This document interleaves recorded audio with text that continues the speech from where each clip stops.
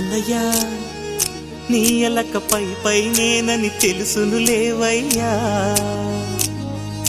తమ్ముడు నీకు తెలుసన్న సంగతి నాకు తెలుసయ్యా.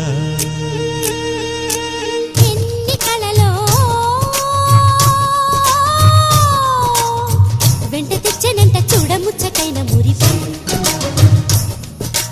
ఎన్ని సిరులో రాసిపోసేనంట సంకురాత్రి వంటి సమయం.